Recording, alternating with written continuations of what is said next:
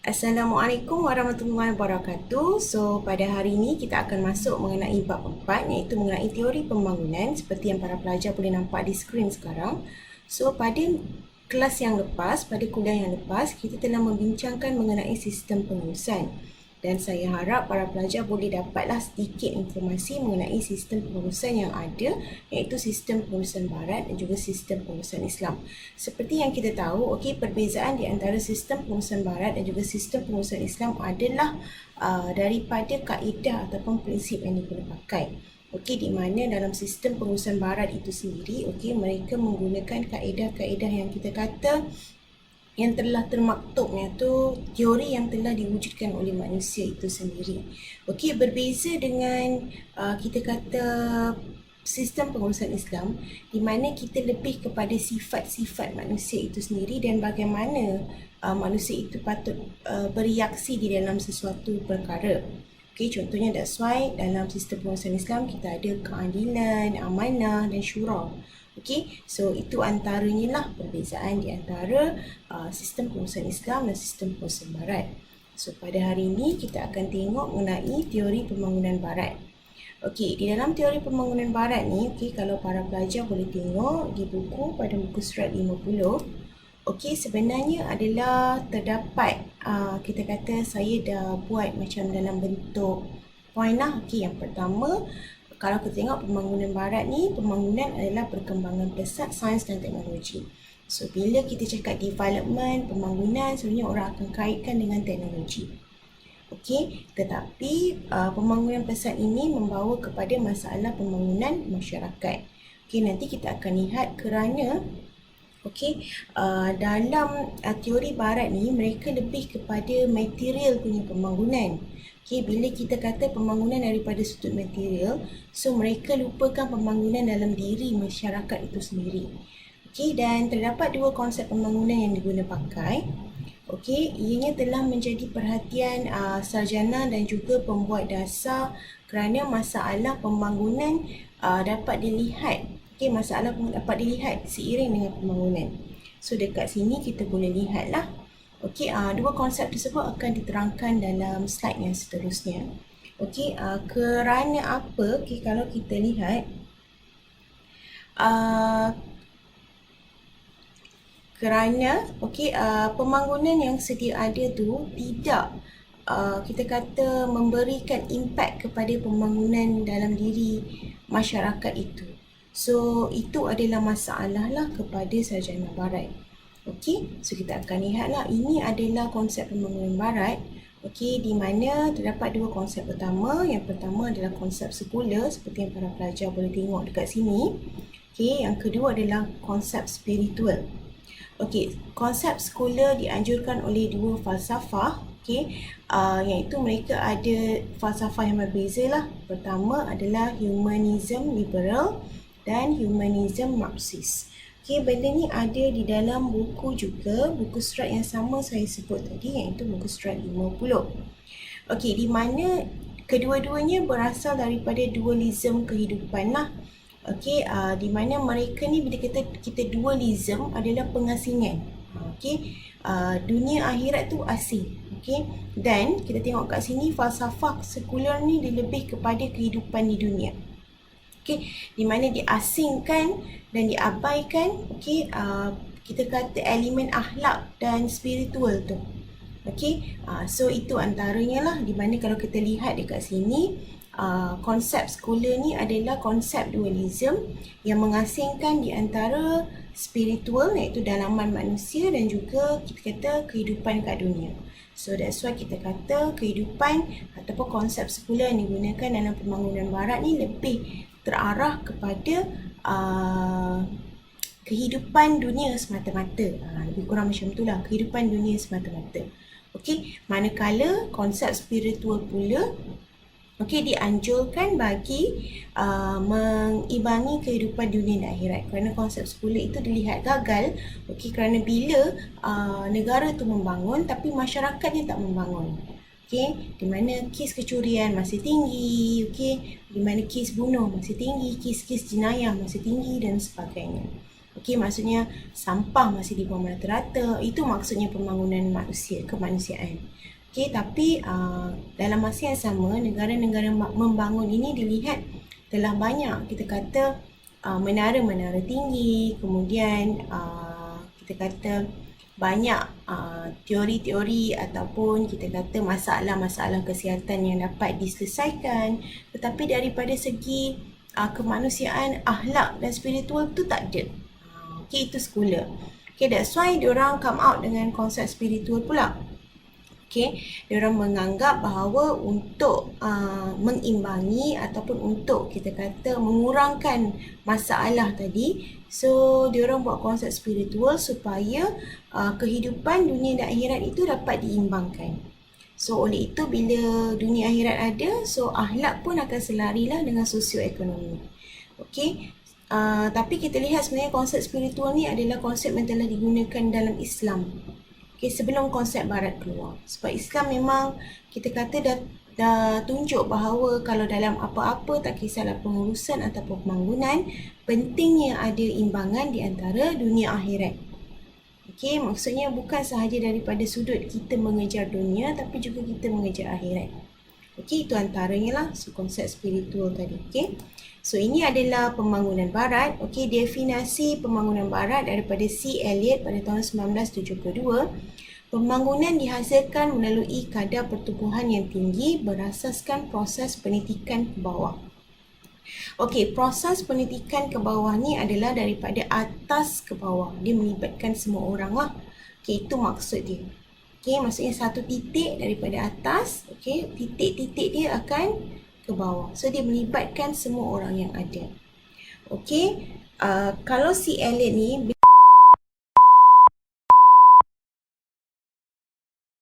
beliau adalah seorang engineering. Okey, dan dia ni adalah terkenal dengan development punya teori lah, tapi lebih kepada teori kita kata engineering, di mana antara kita kata polisi yang beliau terkenal adalah energy dan public policy.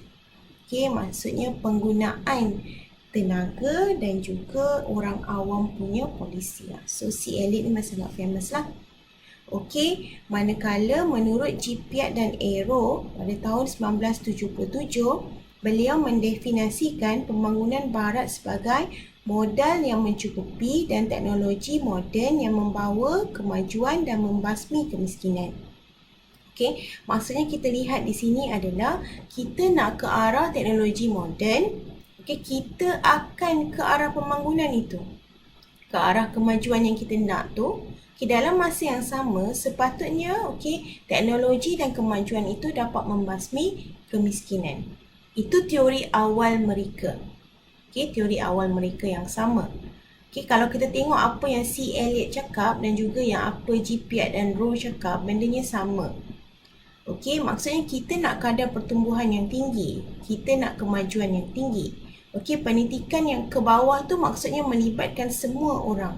So, kalau kemajuan tinggi itu maksudnya daripada golongan kaya kepada golongan miskin, semuanya akan merasa. Merasa di sini bermaksud adalah, sedikit sebanyak, kekayaan atau kemajuan tu dapat dirasa. Piaget dan Rowe pun cakap benda yang sama, di mana patutnya ia dapat membasmi kemiskinan. Ini hanyalah teori semata-mata. Dan teori ini dipakai selama 2 tahun dan dicuba selama 2 tahun. Tetapi bila pakar dan sarjana ataupun ahli-ahli pengurusan tengok, ramalan yang dikatakan oleh Eliot, Piaget dan Rowe ni tak tepat. Kerana apa? Kerana kemiskinan masih tidak dapat dibasmi. Dan proses tadi tak melibatkan semua orang. Orang kaya akan kaya, orang miskin tetap miskin. Malahan bilangan orang miskin tu semakin banyak. So that's why kita kata ini adalah teori semata-mata dan hanya dipakai selama 2 tahun sahaja. 2 tahun sahaja. Sebab tu kalau kita tengok, teori pembangunan pada awalnya adalah lebih kepada teori pembangunan sekular. Okey, tetapi kemudian kalau kita lihat semula, okey, kerana terdapat beberapa masalah dan ataupun ada benda yang tak dapat dicapai daripada ramalan awalan, so mereka terpaksa membuat konsep spiritual. That's why teori ni hanya dipakai selama 2 tahun sahaja. Okey, so kita lihat pula teori pembangunan barat. Okey, yang ini ada pada muka surat 51. Okey, ada pada muka surat 51.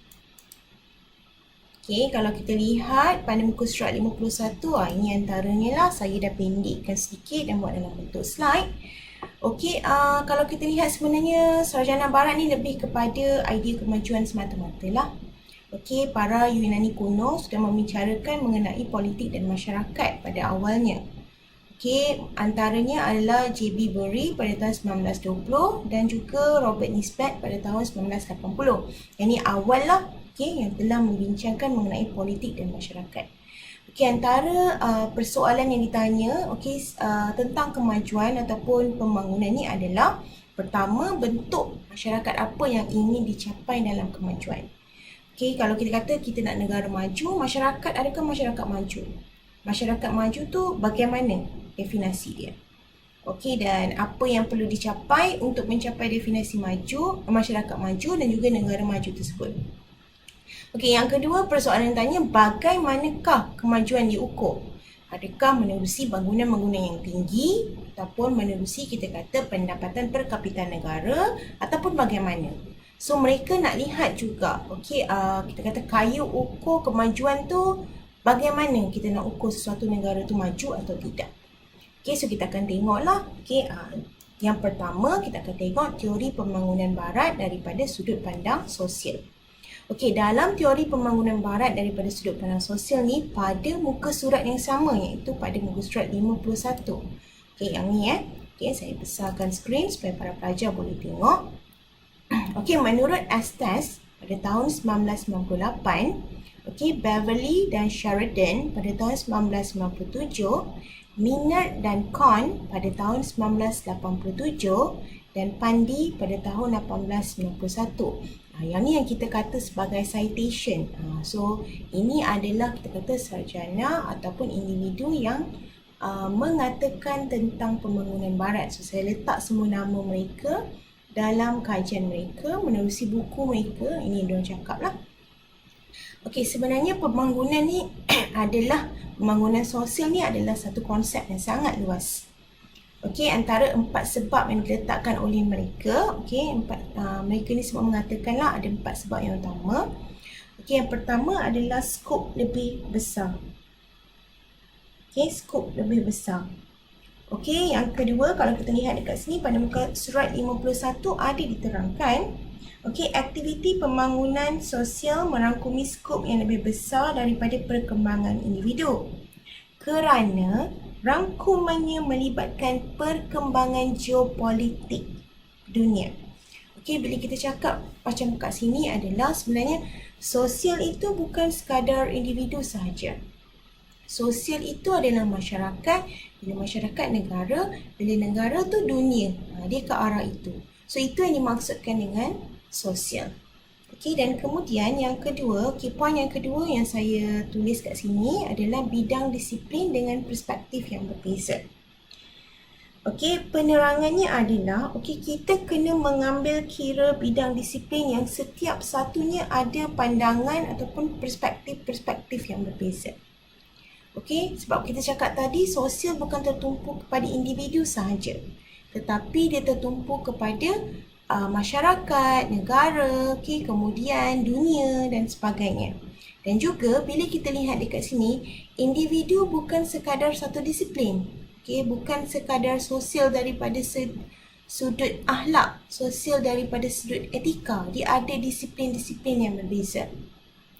Okay, dan pandangan individu terhadap disiplin-disiplin itu adalah berbeza.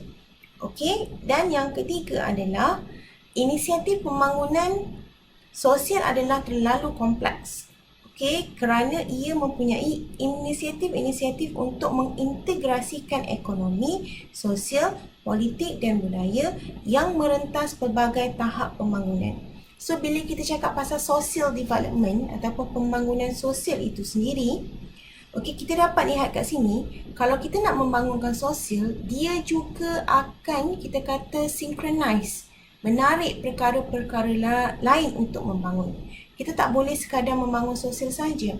Dalam membangunkan sosial, kita perlu membangunkan ekonomi. Dalam membangunkan ekonomi, kita perlu membangunkan politik. Dalam membangunkan politik, kita kena take note pasal budaya juga. Okay, so banyak perkara lah. Okay. So itu yang agak menyukarkan. Okay, seterusnya adalah pertimbangan nilai di dalam sosial. Okey, keempat-empat ciri ini sebahagiannya menjadi penyebab kepada perkembangan teori pembangunan. So kita lihat dekat sini bahawa masyarakat, kalau kita kata ada yang mengatakan, kita bila cakap pertimbangan nilai ni kan dia macam etika lah. Konsep, kalau awak tengok cerita Puss in the Boat, ataupun cerita, tahu kan cerita Puss in the Boat tu, dalam Shrek ada yang kucing colour orange, yang pakai topi dengan pegang pedang tu, dia mencuri daripada orang jahat untuk diberikan kepada golongan yang kita kata memerlukan. Kita tengok pertimbangan nilai di sini. Ada yang mengatakan bahawa itu tidak salah. Ada yang mengatakan tak kisahlah mencuri daripada sesiapa pun dianggap salah. So that's why kita lihat pertimbangan nilai ni, dia akan jadi berbeza. Sebab apa? Individu mempunyai diorang punya pandangan yang tersendiri. So bila mereka mempunyai pandangan mereka sendiri, so kadang-kadang satu perkara sahaja mencuri. Mencuri barang orang jahat diberikan kepada golongan yang memerlukan. Dia akan ada dua, mungkin ada tiga pandangan yang berbeza. Di mana pandangan pertama akan mengatakan bahawa Puss in the Boat adalah individu yang baik. Kucing itu adalah individu yang baik kerana dia mengambil hak. Maksudnya dia mengembalikan hak mereka yang tidak berkemampuan ini daripada golongan yang merampas. Kita kata merampas diorang punya hak. Tapi ada satu pandangan lagi mungkin akan mengatakan Puss in the Boat adalah individu yang jahat kerana niat tidak menghalalkan cara sama sekali. Mencuri tetap mencuri. So konsep tu yang susah. So kita tengoklah kat sini. Walaupun banyak cabaran tetapi ianya penting bagi memastikan faedah kemajuan ekonomi diperoleh oleh komuniti. So walaupun negara kita maju daripada sudut ekonomi, so kita kena pastikan juga pembangunan sosial ni seiring lah, supaya apa yang kita dapat dalam ekonomi ni dapat diberikan kepada komuniti. Tetapi kebanyakan teori yang ada mengetepikan keharmonian ekonomi dan sosial. So banyak teori barat sebenarnya dia tidak seiringkan ekonomi dengan sosial ni. Pembangunan ekonomi, pembangunan sosial. So itu sebab kalau kita lihat terdapat banyak masalah lah di dalam pembangunan barat, terutamanya daripada sudut pandang sosial. Kita sambung semula mengenai pembangunan barat daripada sudut pandang sosial. So, kalau para pelajar boleh tengok pada muka surat yang sama, iaitu pada muka surat 52. Di sini ada lebih banyaklah penjelasan mengenai pembangunan barat, terutamanya daripada sudut pandang sosial. Di mana Midlim pada tahun 2014 menyatakan bahawa isu kemiskinan ini masih menjadi punca kegagalan kepada faktor masih menjadi punca kegagalan dalam pembangunan barat terutamanya. Tetapi beberapa faktor seperti kadar jangka hayat, celik huruf, kemudian perkhidmatan kesihatan ni dilihat semakin bertambah baik. So kalau kita lihat dekat sini, negara-negara maju memang dah dapat capai perkara-perkara tersebut. That's why Malaysia sebenarnya last year pun diorang buat mengenai kajian ni. Dia nak tengok jangka hayat manusia ni. That's why dia reach rumah-rumah yang ada warga emas. So memang kalau kita lihat daripada segi perkhidmatan kesihatan, kebanyakannya kita kata memang berjaya lah, dan juga jangka hayat memang berjaya. Dan juga nisbah celik huruf dulu dan sekarang memang berbeza. Sebab kalau sekarang ni darjah 1 memang wajib sekolah kan. So kalau kita lihat bahawa nak tak nak, so pelajar tu boleh lagi membaca lah. Ada juga yang boleh membaca. So kita lihat dekat sini, walau bagaimanapun, pembangunan barat dilihat masih dalam kategori gagal kerana orang miskin masih ramai. Kadar kemiskinan tu kita kata kurang tak banyak, kurangnya tak besar, jurangnya masih ada lagi. Kemudian kalau kita lihat yang kedua, PBB ataupun Pertubuhan Bangsa-Bangsa Bersatu pada tahun 1969, ini adalah merupakan antara badan yang menjalankan peranan dalam menggerakkan strategi pembangunan sosial. Kalau lihat kat sini, sorry saya tergerakkan laptop pula. Kalau lihat dekat sini sebenarnya,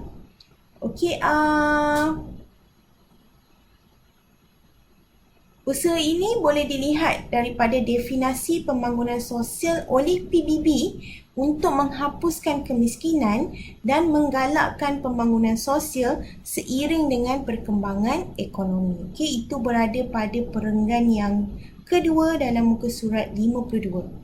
So para pelajar boleh tengoklah.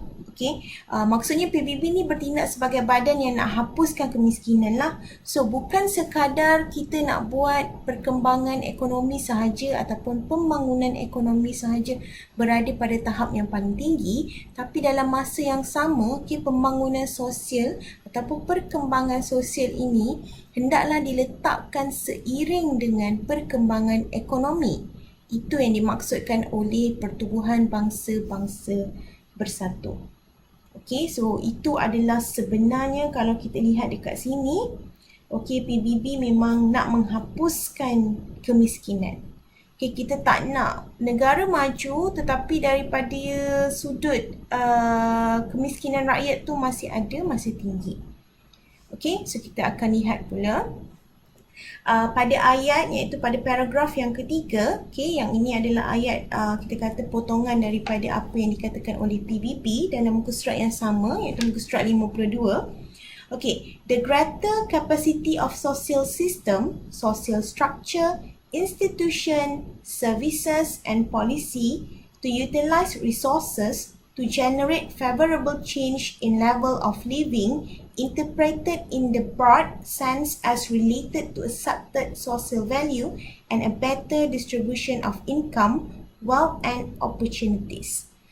Kalau saya boleh jelaskan atau translate dalam bahasa saya adalah, maksudnya jika kita mempunyai sistem sosial ataupun sistem structure, social structure ataupun tak kisahlah social institution, yang besar, maksudnya yang baik, yang bagus, kita dapat lihat dekat sini, sebenarnya dia dapat merubah sesuatu benda. Maksudnya kat sini, orang lain, maksudnya kalau tengok ayat last, better distribution of income, peluang untuk mendapat pendapatan tu akan sama rata, peluang untuk mendapat kekayaan tu akan sama rata, dan peluang untuk mendapat peluang yang lain-lain dalam hidup tu pun akan sama rata.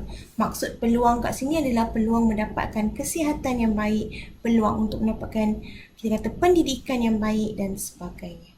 Itu antaranya lah yang saya boleh huraikan. Kalau kita lihat dekat sini, pembangunan sosial akan meningkatkan kesejahteraan komuniti dan sikap pemerintah di beberapa negara maju yang menggunakan sumber negara untuk manfaat semua dilihat membolehkan pembangunan sosial dilihat relevan.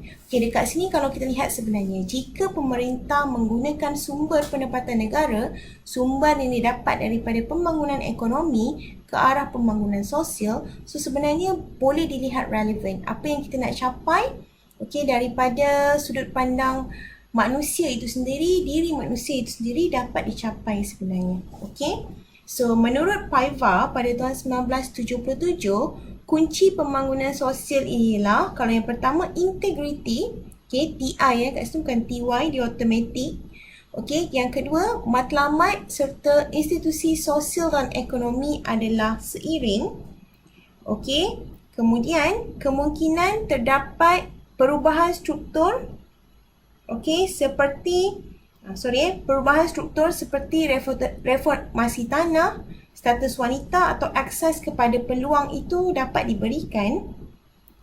Kemudian pembangunan institusi sokongan kepada struktur polisi dan juga nafas baru kepada peranan institusi dalam meneruskan maklum balas dan penilaian.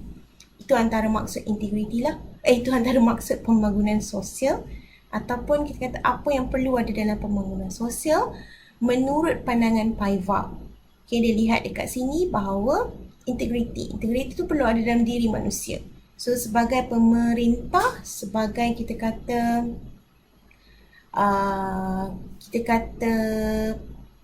ketua negara, sepatutnya dia lebih berintegriti dalam kita kata menyelaraskan ataupun mengagihkan sumber-sumber yang ada. Okay, so matlamat pembangunan sosial bukan sekadar institusi sosial sahaja, malah dilihat perlu seiring dengan institusi ekonomi. Okey, dan juga kita lihat dekat sini pembangunan sosial dilihat daripada reformasi tanah. So kita kata reformasi tanah di sini adalah perubahan yang dapat dibuat daripada sudut pembangunan. Status wanita yang diberi peluang untuk belajar, bekerja dan sebagainya. Dan juga kalau kita lihat akses kepada peluang-peluang yang ada kepada semua golongan. Okay, dan awak boleh bacalah the rest tu. Okay, nanti kalau nak terang terlampau panjang. Okay, kalau kita lihat pula, okay, pada page yang seterusnya, okay, slide yang seterusnya, definasi pembangunan sosial juga menurut, okay, sarjana ataupun tokoh yang kedua adalah Jones dan Pandi. Okay, nama ni kita ambil nama family je. Di dalam buku Social Development, merupakan proses perubahan institusi yang terancang untuk memenuhi keperluan manusia dan aspirasi program dasar sosial itu sendiri. Okey, di mana di dalam definisi yang mereka berikan tadi, membayangkan adalah keperluan intervensi sosial dalam pembangunan itu. Okey, penekanan terhadap perubahan institusi sosial, kemungkinan terhadap penilaian yang berasaskan kecenderungan persepsi, pengalaman dan sebagainya. Itu antara perkara lah yang dilihat di sini. Okey, so para pelajar boleh baca semula. Okey. Okey, kemudian pada page yang sama juga, okey, kalau kita lihat pada page yang seterusnya, pada page yang seterusnya iaitu page 53. Okey, menurut Midgley serta Livermore, okey, Midgley 2012, Livermore 2009, mereka sebenarnya come out ataupun meletakkan 3 prinsip utama dalam pembangunan sosial. Okey, tanggapan ataupun persepsi terhadap proses perubahan sosial. Okey, intervensi sosial ni adalah intervention, adalah kita kata campur tangan. Okey, sosial. Okey, kemudian universalisme. Okey, universalisme ni adalah kesejagatan. Okey, bukan sajat sejagat.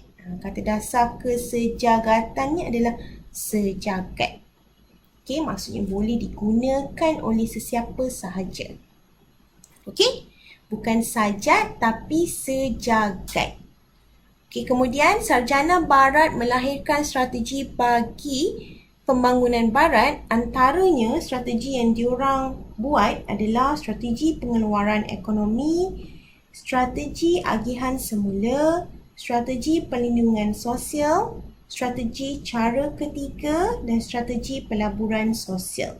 Okay, yang ni tak perlukan penerangan lah. Okay, para pelajar boleh hafal sahaja strategi ataupun jenis strategi yang dibuat. Kerana kalau kita nak terangkan, memang para pelajar belajar mengenai polisi, bukan belajar mengenai pengurusan dan pembangunan. So, kita hanya perlu tahu pada peringkat diploma jenis-jenis strategi daripada pembangunan barat tersebut sahaja.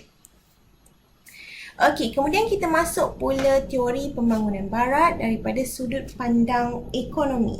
Berada pada muka surat yang sama, iaitu pada muka surat 53.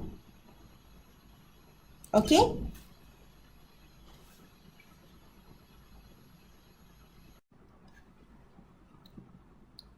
Okey para pelajar, kod kelas pada hari ini adalah birokrasi.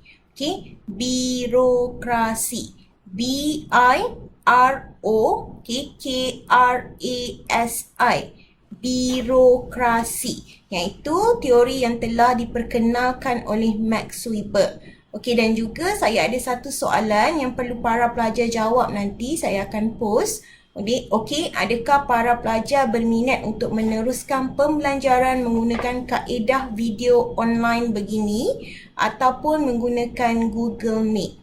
Okey? So, saya nak make sure semua jawablah supaya saya dapat respon dan kaedah pembelajaran para pelajar ni akan menjadi lebih baik. Okey, terima kasih semua.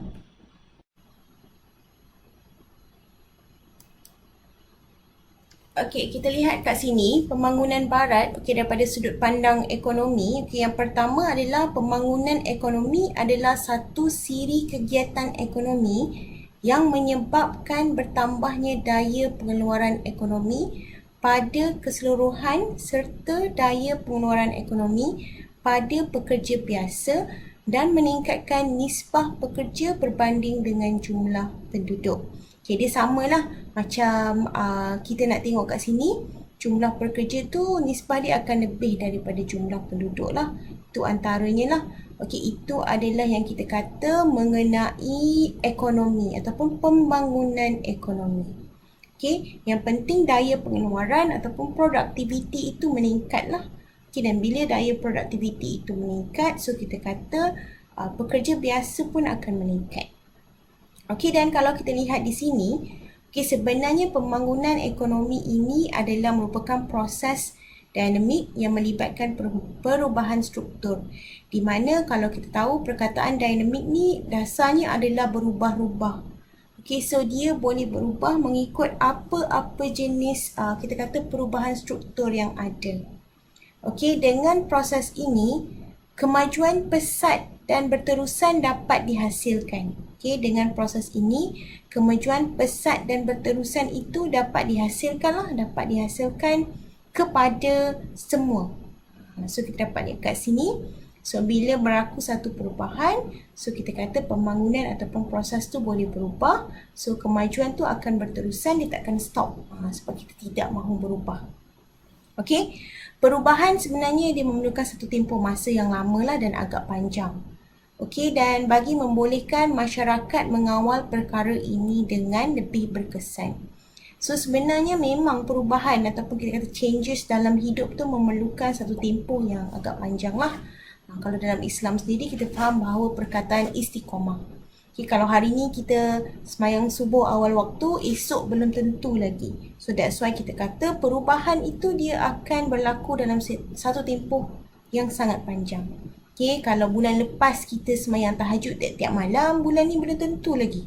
Sebab tu kita kata perubahan tu dia memerlukan consistency.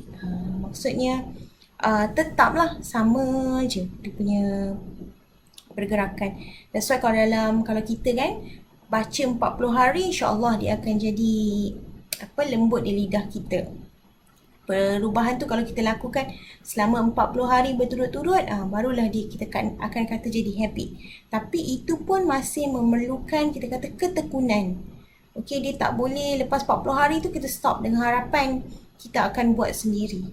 Sama jugalah kalau kita nak solat awal waktu, kita kena sentiasa memaksa diri kita ke arah perubahan tu. So, kita kata ekonomi pun samalah sebab memang perubahan, tak kisah apa-apa jenis perubahan pun, baru dia memerlukan jangka masa yang panjang, barulah kita dapat lihat kita kata kesan dia terhadap diri kita.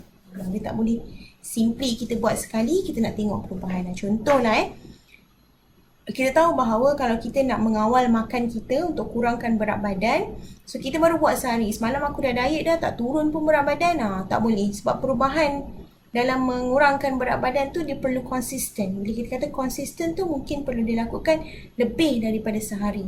Mungkin sebulan tak mencukupi, mungkin 2 bulan baru mencukupi, mungkin 3 bulan baru mencukupi, mungkin setahun baru nampak hasil perubahan dia. Okey? So, seterusnya adalah ini adalah kita tengok, okey, ia turut membawa kepada implikasi kualitatif dan kuantitatif, iaitu secara makro dan agregat, Aggregate tu adalah besar, jumlah yang besar, ataupun secara mikro ataupun individu. Dia ada dua lah. Memang dia akan bawa perubahan kuanti dan kuali. Apa beza kuantitatif? Kuantitatif adalah benda yang boleh diukur. Okay? Mana-mana kualitatif adalah benda yang tidak boleh diukur, kerana kalau kita tengok kata dasarnya adalah quality. That's why kita kata quality tu sukar untuk diukur. Sebab apa? Pandangan ataupun persepsi masyarakat tu dia akan berbeza. Okey, dan kita lihat kat sini sama ada secara makro. Makro tu besar lah, banyak. Okey, that's why kita kata dan aggregate. Okey, jumlah yang sangat besar, ataupun mikro, jumlah yang sedikit, ataupun secara individu itu sendiri. Okey, angkubah di dalam buku bermaksud faktor-faktor. Perubahan kuantitatif ialah keluaran negara kasar dan per kapita, produktiviti pekerja, pendapatan per kapita, paras tabungan, pelaburan, bilangan doktor per orang, per 1,000 orang, satu doktor, kita kata 1,000 orang tu berapa doktor yang kita perlukan, jurang antara kelompok masyarakat, kaya, miskin, berpendidikan tinggi, berpendidikan rendah dan sebagainya. Okey, ini antara kita kata faktor perubahan kuantitatif lah, benda yang boleh kita ukur. Okey, berapa jumlah pelaburan yang boleh kita katakan ekonomi negara tu adalah ekonomi yang baik, maju dan sebagainya. Berapa paras tabungan negara yang diperlukan bagi menjadikan negara itu negara membangun dan sebagainya. Okay, so ini antara yang kita kata boleh diukur dengan nilaian RM1, dengan nilaian orang dan sebagainya. That's why dia berada dalam perubahan kuantitatif. Okay, jurang antara kelompok tu berapa persen, benda yang boleh kita kata ukur lah. Okay, boleh kita letakkan kayu ukuran.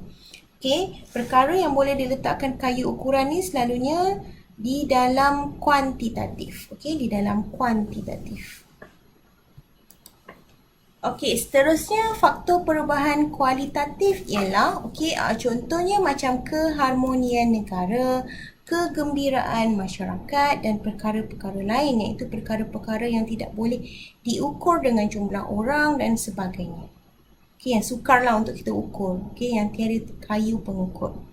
Okey, barat dilihat lebih kepada aspek material berbanding dengan aspek akhlak dan nilai di dalam kehidupan. Ini memang kalau kita sedar, dalam bab 1 pun kita dah belajar lah. Iaitu dalam pengurusan barat sendiri, diorang memang mengamalkan konsep dualism. Pengasingan agama daripada kehidupan. So that's why kita lihat aspek material tu lebih dipentingkan berbanding aspek akhlak dan nilai lah. Okey, dan juga fahaman kapitalisme juga adalah mencapai keuntungan maksimum, tetapi aspek keagamaan dipisahkan daripada ekonomi. Okey, di sini kita dapat lihat bahawa bila kapitalisme itu kita kata lebih kepada keuntungan maksimum, tetapi daripada sudut agama itu tiada, so diorang dipisahkan dari ekonomi, dia akan terjadi beberapa isu dan masalah lah. Kerana apa? Dalam bila peningkatan ekonomi berlaku, kaedah mereka mengaut keuntungan tu akan lebih kejam dan kasar kerana diorang tak ada nilai dan akhlak dalam bagaimana ingin mengaut keuntungan pada tahap yang paling maksimum. Dan mungkin bila diorang ada keuntungan yang pada tahap yang baik, wang-wang itu lebih kepada kepentingan diri sendiri berbanding untuk kepentingan masyarakat.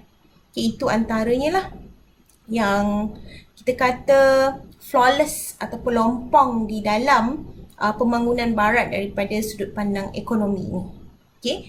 Di mana bila dualism tu ada, tak kisahlah dalam konsep apa sekalipun, dia mesti akan ada bila kita cakap, kita memang menguntungkan keuntungan semata-mata. So, kaedah mendapatkan keuntungan tu bergantung kepada kapasiti pemimpin dan juga kapasiti pengurus. So, pengurus berhak mencari kaedah atau strategi, tak kira lah dengan kaedah apa pun, as long as ataupun kita kata dengan cara bagaimanapun keuntungan itu dapat dicapai. Dapat dicapai. Seterusnya adalah teori pembangunan barat daripada sudut pandang politik. Daripada sudut pandang politik. Kita akan lihatlah.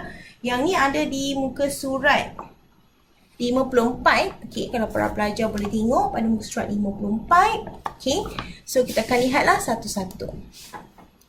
Okey, sebenarnya adalah pada awalnya sudut pandang politik ni wujud di ataupun muncul di Amerika Syarikat dan sekutunya Perancis dan Eropah pada Perang Dunia Kedua. Okey, ini dah wujud awal lah. Okey, tujuannya adalah untuk mendorong kemajuan ekonomi dan kestabilan politik di negara membangun bagi mengelakkan negara tersebut jatuh ke tangan komunis. Okey, so diorang tak nak negara-negara ni jatuh ke tangan komunis. So that's why lah kita wujudnya politik ni. Okey, di mana kaedah mereka berikan bantuan keuangan yang diberikan selepas Perang Dunia Kedua oleh Bank Dunia dan tabung keuangan antarabangsa ataupun dikenali sebagai International Monetary Fund. Okey, dan fahaman itu iaitu kapitalisme wujud setelah bantuan keuangan diberikan. Dan perkataan development telah menjadi praktis di dalam peradaban manusia selepas itu. Okey, di mana negara-negara membangun juga dipaksa untuk mengamalkan politik demokrasi dengan cara mengadakan institusi bebas, memilih perwakilan rakyat dalam pemerintahan dan mewujudkan kebebasan bersuara, beragama, melindungi hak individu dan juga kebebasan berpolitik. Okey, di mana di sini itu adalah kita kata pembangunan daripada sudut pandang politik pada awalnya. Okey, setelah kita kata bantuan keuangan diberikan, so negara-negara maju ini terpaksa mengikut kaedah yang pakai oleh Amerika Syarikat. So that's why kita kata konsep demokrasi dalam politik ni telah ada. Okey, so telah ada. Okey, telah ada. Okey, so kita lihat semula. Okey, pembangunan politik. Apa itu pembangunan politik? Adalah perubahan dari satu perkara kepada perkara tidak baik. Okey, daripada perkara tidak baik kepada perkara yang baik. Itu adalah pembangunan politik. Okey, daripada perkara yang tidak baik ataupun kurang baik kepada perkara yang lebih baik. Okey, itu adalah definisi daripada Rostow pada tahun 1967. Okey, perubahan sistem politik yang memberikan penekanan terhadap perubahan birokrasi negara. Okey, kita lihat kat sini. Okey, perubahan birokrasi adalah kalau kita belajar teori birokrasi oleh Max Weber, ada mengatakan bahawa kita perlu ada beberapa perkara. Kalau para pelajar boleh ingat lagi teori Max Weber. Okey, pada muka surat, sekejap saya buka muka surat. Okey, 20. Autoriti, kuasa, jawatan. Okey, pemberian jawatan bukan sekadar jawatan kepada mereka yang ada kepentingan sahaja, tetapi diberikan kepada mereka yang paling layak. Tugas dan tanggungjawab, supaya mereka yang berjawatan tu faham mengenai tugas dan tanggungjawab masing-masing. Hierarki kedudukan, supaya kita tahu kepada siapa kita perlu melapor dan daripada siapa kita perlu mendapatkan maklumat, dan juga peraturan. Itu adalah maksud birokrasi di mana kita kata semuanya telah ditetapkan. Okey, elemen perubahan pembangunan politik menurut Rostow pada tahun 1967. Okey, kalau dilihat di sini sebenarnya terdapat dua perkara. Okey, yang pertama kalau dapat dilihat, untuk meningkatkan perpaduan politik nasional, dan yang kedua untuk meluaskan penyertaan politik daripada semua peringkat. Okey, so sebenarnya kalau politik demokrasi ni sepatutnya dia akan perpaduan di antara semua badan-badan politik tu akan jadi lebih baik lah sepatutnya. Okey, dan juga penyertaan politik tu dia sepatutnya lebih terbuka lah. Okey, kita buka je. That's why kalau tengok kat Malaysia ni ada banyak parti-parti politik, betul tak? Itu adalah maksud demokrasi. Okey, seterusnya adalah konsep pembangunan politik. Okey, menurut Huntington 1955 terdapat 4 konsep utama, iaitu rasionalisasi, integrasi, demokrasi dan mobilisasi. Okay, mobilisasi ni lebih kepada perubahan lah, perubahan. Okay, iaitu perubahan yang boleh rubah. Okay, so para pelajar boleh tengok lah sebenarnya ada dalam buku ni. Okay, pada muka surat 55 dan mungkin bahasa yang digunakan adalah bahasa Inggeris. Okay, dan saya dah melayukan dia supaya dapat memudahkan para pelajar. Okay, so Okey, itu saja yang kita akan belajar pada minggu ini. Teori pembangunan Islam. Macam biasalah kita akan sambung pada kuliah yang depan. Dan saya harap untuk kuis yang lepas, para pelajar dapat sedikitlah pengalaman bagaimana bentuk soalan yang akan keluar. Okay, tapi jangan bersedih kalau ada soalan yang tak dapat jawab ataupun berada pada kita kata kalangan yang terendah dan sebagainya, sebab kuis hanya 10 markah sahaja. Dan itu adalah kita kata salah satu bentuk kita kata penyesuaian diri lah sepanjang belajar.